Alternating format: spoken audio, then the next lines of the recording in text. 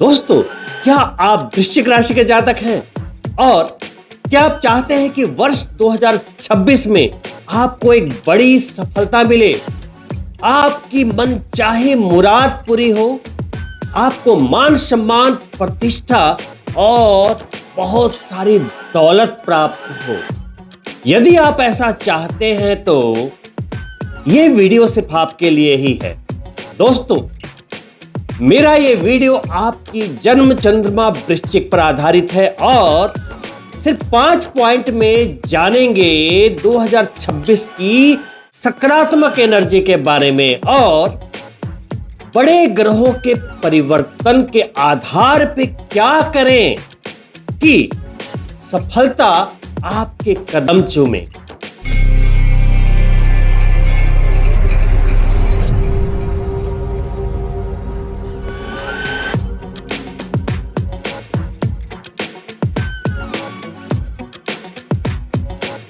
नमस्कार मित्रों, मैं डॉक्टर मुकेश एक बार फिर से आप सभी दर्शकों का हार्दिक अभिनंदन करता हूं आपके चैनल एस्ट्रो नक्षत्र 27 पर। और दोस्तों, आज मैं आपके सामने उपस्थित हुआ हूं वृश्चिक राशि के जातकों के लिए वर्ष 2026 का मार्गदर्शन लेकर।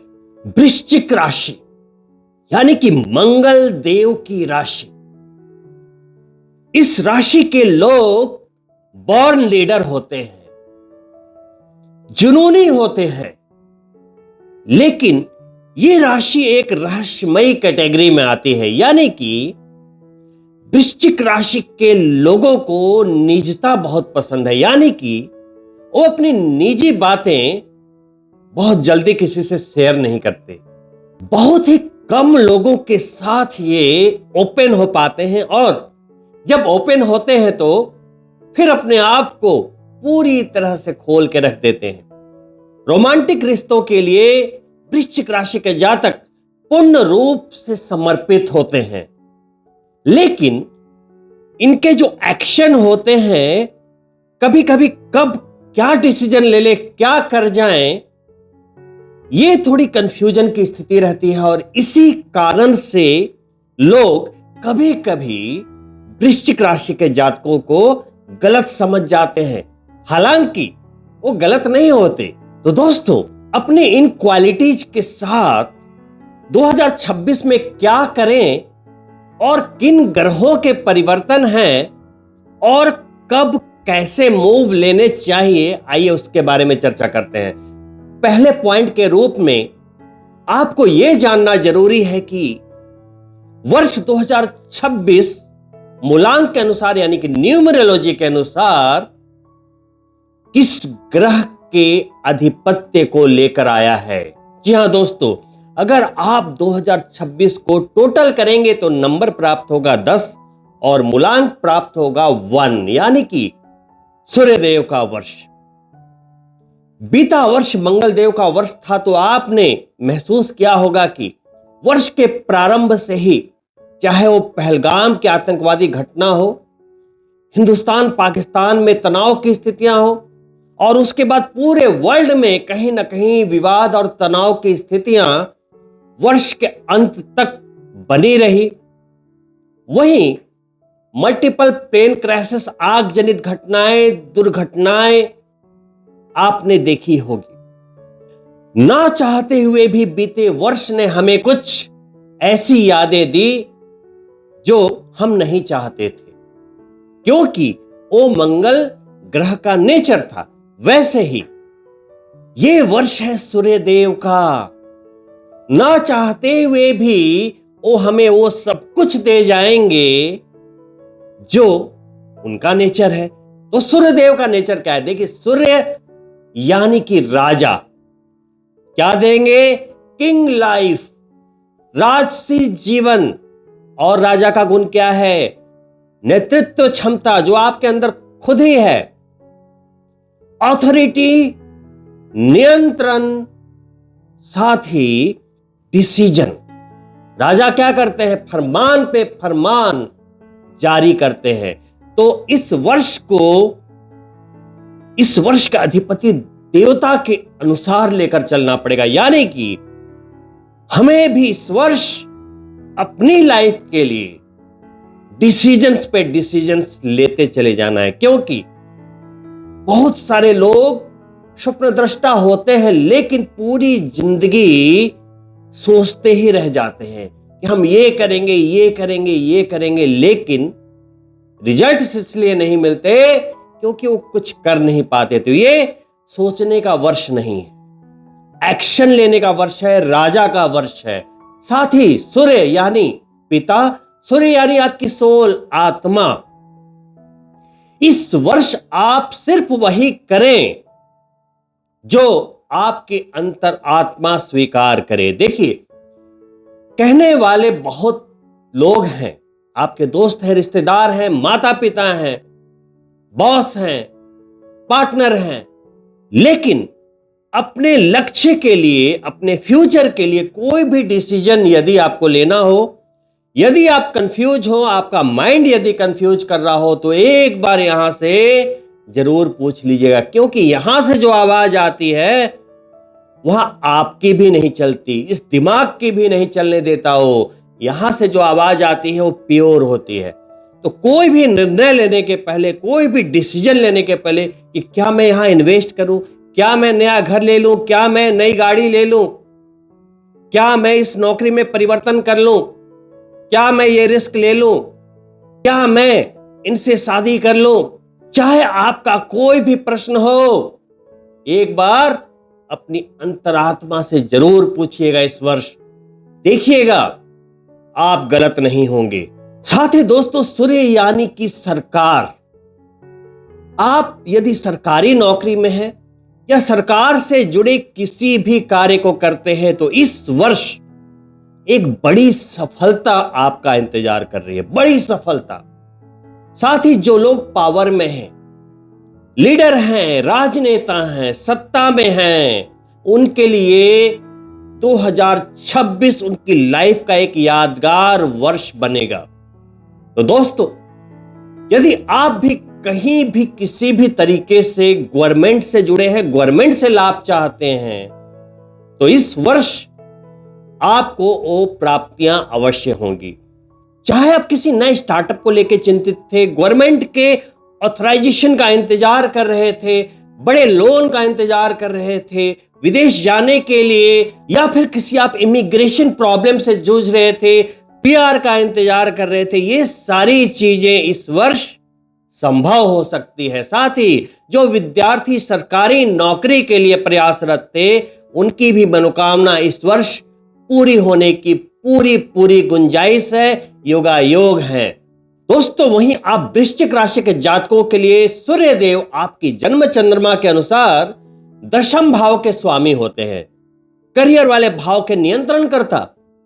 तो चूंकि सूर्य देव का वर्ष है, तो करियर के क्षेत्र में, आजीविका के क्षेत्र में एक जबरदस्त प्रचंडता बनी रहेगी, आप एकदम डोमिनेंट रहेंगे वर्ष के प्रारंभ से ही।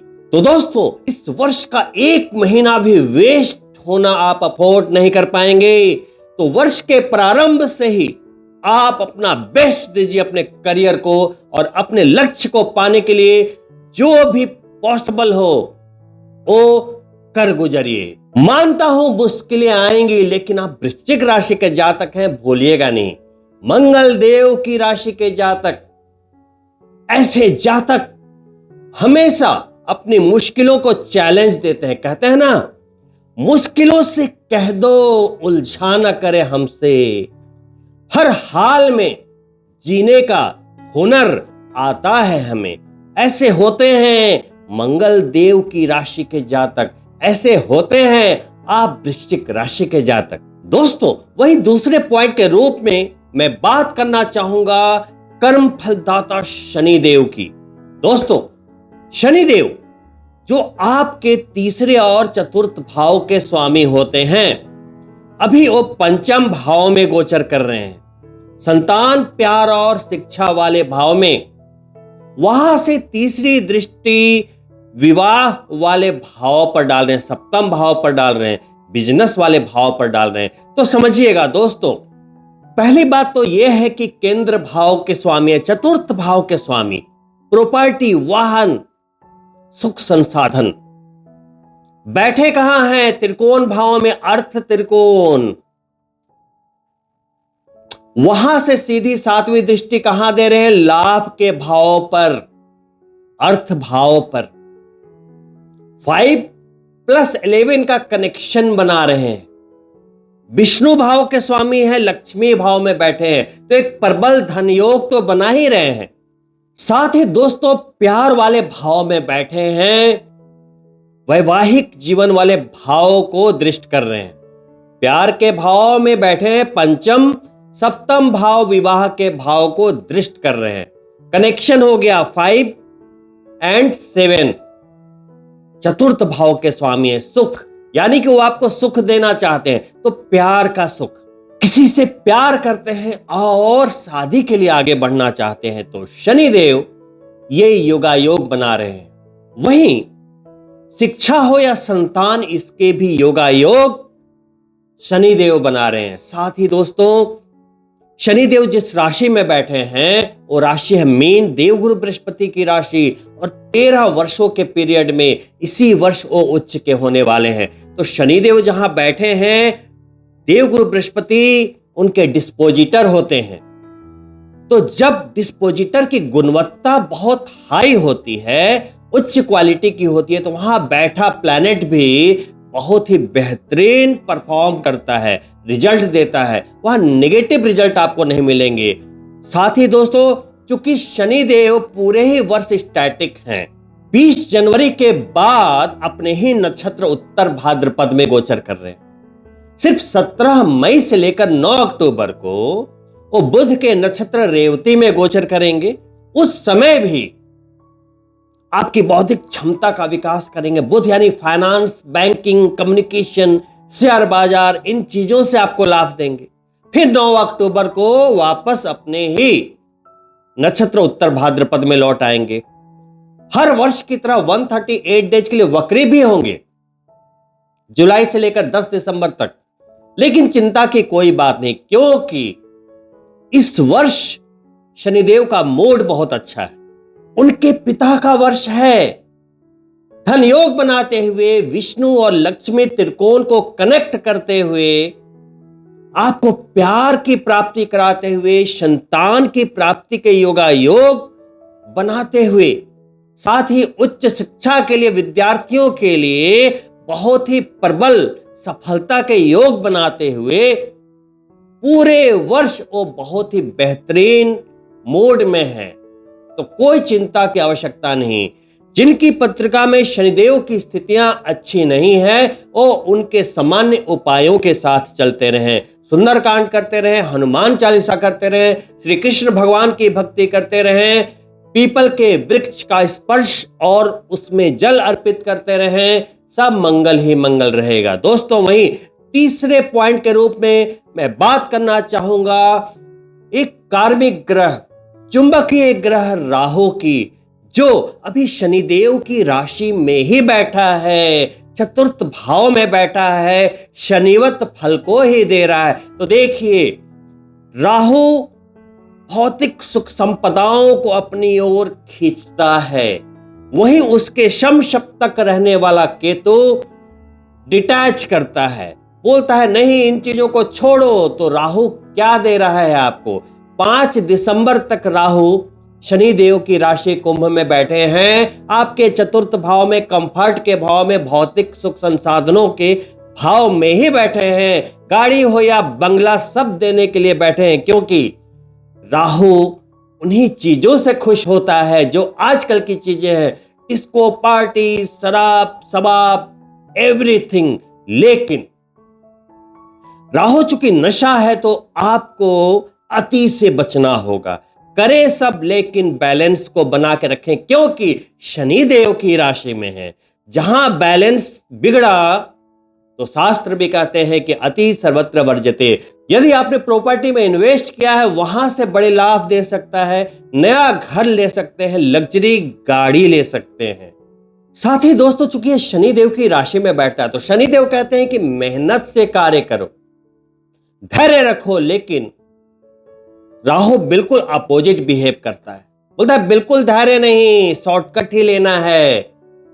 बहुत ही जल्दी माला माल बनना है, अरबपति बनना है, करोड़पति बनना है, छोटा तो सोचने ही नहीं देता। और यदि कोई छोटी सोच रखता है तो उसे बहुत परेशानी देता है। उन्हें ही राहु के उपायों के साथ चलने की सलाह दी जाती है। यदि आप बड़ी सोच रखते हैं, सेलिब्रिटी लाइफ जीने की तमन्ना रखते हैं और आपके अंदर एक विश्वास है कि मैं भी एक दिन दुनिया को झुकाऊंगा, तो आपको राहु के कोई भी उपाय करने की आवश्यकता नहीं। राहु आपको धन दौलत से भर देगा, लेकिन आपको पहले ये बड़ी सोच से भरना पड़ेगा। दोस्तों, वहीं चौथे पॉइंट के रूप में मैं बात करना चाहूंगा आपके करियर के भाव में विराजमान प्लैनेट ऑफ डिटैचमेंट केतु के बारे में। केतु चूंकि सूर्यदेव की राशि में है और केतु से तेजी से उठाने वाला प्लैनेट और कोई नहीं, बहुत ही कम समय में वो एक हाइप दे देता है। सूर्यदेव का वर्ष है और वो सूर्यदेव की राशि में है, तो करियर में केतु के अनुसार भी बहुत ही जबरदस्त प्रचंडता बनी रहेगी। हो सकता है आपके करियर में कुछ अनवांटेड बदलाव हो इस वर्ष, लेकिन वो बदलाव आपके लाभ के लिए ही होंगे। साथ ही केतु कहता है कि आप चीजों को छिपा कर चलो, यानी कि करियर से रिलेटेड किसी भी लक्ष्य के बारे में, योजना के बारे में, स्ट्रैटेजी के बारे में आपको कभी भी किसी से बात नहीं करनी चाहिए। तभी वो चीजें इस वर्ष पूरी होगी। जहां आपने अपने मूव के बारे में किसी को बोल दिया, वो चीजें पूरी नहीं होने देगा केतु। केतु कहता है चीजों को हिडन रखिए। तो कार्य क्षेत्र पे कार्य कीजिए उस हंस की तरह जो पानी के ऊपर तो देखने में बिल्कुल शांत लगता है, लेकिन पानी के नीचे बहुत तेजी से अपने पैरों को चला रहा होता है। और दोस्तों, अंत में बारी है पांचवें पॉइंट की, लेकिन सबसे महत्वपूर्ण पॉइंट की। अभी तक आपने देखा कि शनिदेव, राहु और केतु जैसे बड़े ग्रह स्टैटिक हैं और पूरे वर्ष तक वहीं पे हैं, लेकिन अब मैं बात करने वाला हूं देव गुरु बृहस्पति की, जो आपके धन भाव के स्वामी होते हैं और पंचम अर्थ त्रिकोण के भी स्वामी होते हैं। यानी कि धन से रिलेटेड दो भावों को कनेक्ट कर रहे हैं और 13 वर्षों के बाद उच्च के होने वाले हैं और 3 भावों से गुजरेंगे, 3 राशि का परिवर्तन करेंगे। वर्ष के प्रारंभ में आपके अष्टम भाव में मौजूद है, पैतृक संपत्ति वाले भाव में, वशियत वाले भाव में, अचानक वाले भाव में, ससुराल पक्ष वाले भाव में। 2 जून को भाग्य भाव में, नवम भाव में चले आएंगे और अपनी उच्च राशि में 13 वर्षों के बाद आएंगे। भाग्य के भाव में आते ही 5वीं अमृत दृष्टि आपके ऊपर जाएगी, ब्लेसिंग मिल जाएगी, सारी प्रॉब्लम से निकल जाएंगे। सीधी 7वीं दृष्टि डिसीजन वाले भाव पे, पराक्रम वाले भाव पर डालेंगे, यानी कि जो भी रिस्क लेंगे, डिसीजन लेंगे, वो फलित होंगे इस वर्ष। वहीं 9वीं और अंतिम दृष्टि अपनी ही राशि मीन पे डाल देंगे। एक तो उच्च के ऊपर से शास्त्र कहते हैं कि कोई भी ग्रह जब अपनी ही राशि को देखता है तो उसे और बलवती कर देता है, तो 12 नंबर की राशि को देखेंगे। जहां शनिदेव बैठे पंचम त्रिकोण को फिर से कनेक्ट कर देंगे, शनिदेव को दृष्टि दे देंगे, यानी कि उनकी बची खुची क्रूरता को भी हर लेंगे। इसीलिए मैं कह रहा था कि इस वर्ष में कोई चिंता की बात नहीं है। 31 अक्टूबर तक आपके भाग्य को उच्चता देते हुए फिर वो आपके करियर के भाव में प्रवेश करेंगे, जहां केतु पहले से विराजमान है। केतु के साथ 5 दिसंबर तक युतिगत रहेंगे। विदेश से आपका संबंध जोड़ेंगे, विदेशी कार्यों से आपका संबंध जोड़ेंगे। जो लोग पहले से विदेश में रहते हैं उनका तो जैकपॉट लगने वाला है। साथ ही यदि आप मल्टीनेशनल कंपनी में काम करते थे, पीआर का इंतजार कर रहे थे या किसी भी बहुत बड़ी मनोवांछित सपने को लेकर चल रहे थे जो बहुत लंबे समय से पेंडिंग चल रही थी, वो आपके लिए इस वर्ष पूर्ण हो जाएगी। तो दोस्तों, बहुत ही सिंपल बात है कि 13 वर्षों के बाद यदि देवगुरु बृहस्पति के जैसा कोई प्लेनेट उच्च की स्थिति में आता है, तो वो जिस भाव में आता है, तो 13 वर्षों के बाद उस भाव से संबंधित वैसी ही चीज आप महसूस करते हैं। यानी कि 13 वर्षों के बाद ये भाग्य के भाव में आया, तो पिछले 13 वर्षों में जो आपने भाग्य में कमी महसूस की थी, इस वर्ष नहीं करेंगे। आपकी मेहनत को जब भाग्य का साथ मिल जाता है तो कमाल ही हो जाता है। अष्टम भाव में गोचर करते हुए देवगुरु बृहस्पति 11 मार्च को मार्गी हो जाएंगे। तो 11 मार्च के पहले आप पहले से कुछ उलझे हुए मुद्दे सुलझाएंगे, कुछ बैकलॉग क्लियर करेंगे, पेंडिंग मामलों को रफा दफा करेंगे। वहीं 11 मार्च के बाद चीजें सरल हो जाएंगी। यदि आप किसी पैतृक संपत्ति या वसीयत से रिलेटेड मामलों के लिए वेट कर रहे थे, तो आपकी मनोकामना इस वर्ष पूरी हो जाएगी। और इस वर्ष का सबसे स्ट्रॉन्ग पीरियड होगा 2 जून से लेकर 31 अक्टूबर। जून, जुलाई, अगस्त, सितंबर, अक्टूबर, 5 महीने, स्वर्णिम 5 महीने आपकी लाइफ के, जो आपको 13 वर्षों के बाद इस वर्ष मिलने वाले हैं। क्या मिलेगा? 13 वर्षों के बाद आपके धनेश उचके हुए हैं, भाग्य के भाव में उचके हुए हैं। तो भाग्य से इतना धन मिलेगा, आर्थिक स्थिति इतनी प्रबल रहेगी, इतनी सुदृढ़ हो जाएगी, जो पिछले 13 वर्षों में नहीं रही। वही पंचम भाव के स्वामी हैं।